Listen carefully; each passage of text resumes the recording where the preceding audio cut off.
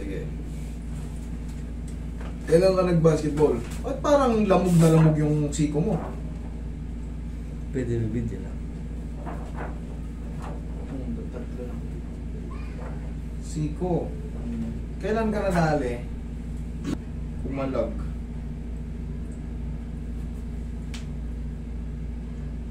May scratch din yung ano mo. May fracture. Hindi, suspicious lang to. Scratch lang yun. Parang ano siya, tingnan mo, parang hindi na yung kumpleto yung guhit.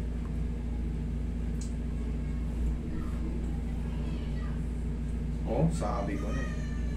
Hindi kasi nakakapagpagulo. Naka-casting ka ba nung inano nito? Nakadikit sa casting eh. Ayan oh. Yung mga highlighting. Nag-ano ka ba? May bandage ka ba nung in-x-ray?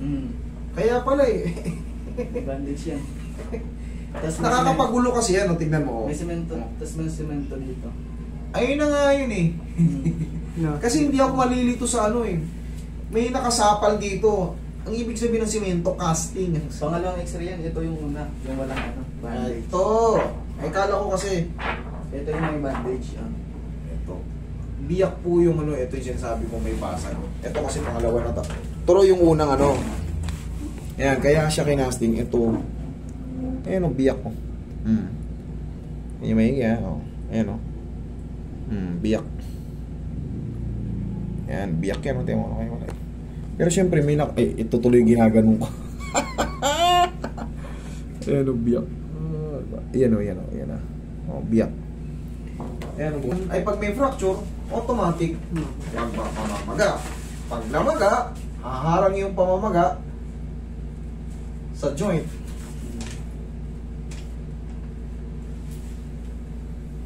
Nung nabali ako, pinahatak ko agad sa manghilod.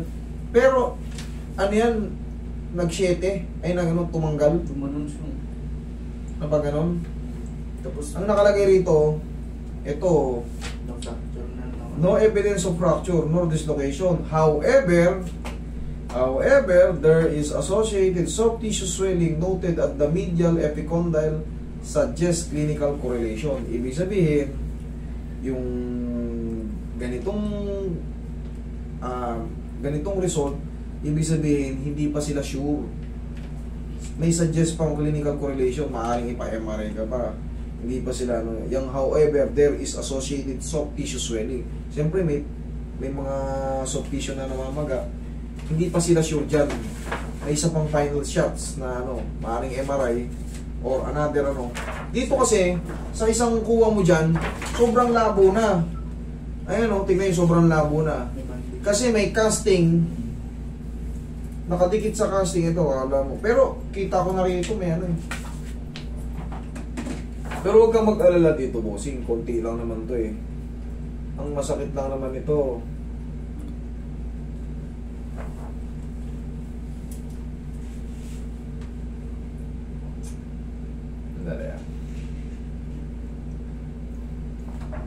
Kailan ka nadali? Linggo. Itong linggo lang? Hapon. Wala, magang-maga pa yan. Wednesday pa lang yun, 3 araw pa lang. Huwag mo munang pagalang, bossing. Antayin mo muna ng mga kahit sa hanggang 2 linggo. Masasaktan ka lang dito, magang-maga yan. Mga 2 linggo. 3 araw pa lang.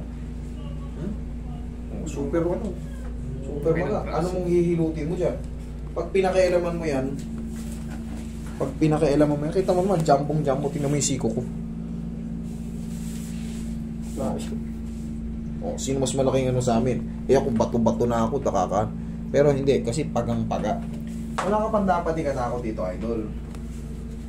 Magang-maga pa yan, Kita mo naman, 3 araw pa lang naman kasi. Wala pa yan. Ang gagawin mo niyan, magpa-check up ka ulit. May binigay na pala sa yung reseta eh. Sundin mo lang muna yun. Huwag mo muna ipahawak kasi mamimilipit ka lang sa sakit yan. Wala pa tayong matatarget na dyan.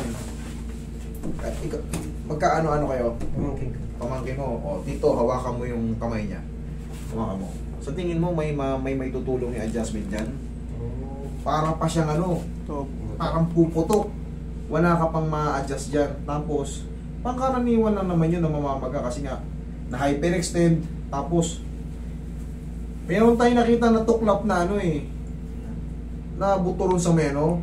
Pero hindi kinonsider na fracture yun. Pero syempre, sabihin na natin spar yun, or yung cartilage mo yun na natuklap, magsuswelta na ngayon. Dahil 3 araw, para ka na natapilok. Tapilok ka ngayon, yung susunod na araw, hindi mo may tatapak eh. Ganon din yan. Pero syempre, hindi pa yan pinahihilot. Hayaan mo lang muna. Magpa-check up ka. Total, may check up ka na dito eh. Sundin mo lang muna yung gamot na ano sa'yo. Tapos, hayaan mo munang humupa yung pamamaga. Hindi pa yan kagad maglalaman hanggang 2 linggo. Kahit nga 1 buwan, di yan maglalaman. Pag humupa na yung pamamaga, mas madali nang adjustin. Kasi ngayon, ganyanin ko pa lang yan, aray ka na. Wala, hawakan pa lang, wala pang adjustment. Hawakan pa lang, ganyan pa lang. Oh. Wala pang ano yun ha, hindi pa yan pwede talaga ano. For the meantime, relax ka muna. Pahinog-hinog ka muna. Yun. Wala, ganun talaga eh. Nangyari na ano ka na eh. Na nandito na eh. Tapos ito, pagka lumilipas yung mga minuto ay oras, pag nasa bahay ka na naman, tanggalin mo siya kasi mas maganda siya nakakalaya.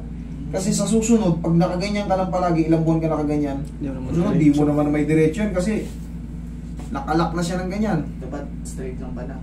Mas maganda na straight. Tapos, kanyari, ay katulad yan, nakaganyan ka, nakatupi eh. O, mamaya-maya, pag nasa bahay ka na, wala kang ginagawa, tanggalin mo, unatin mo lang.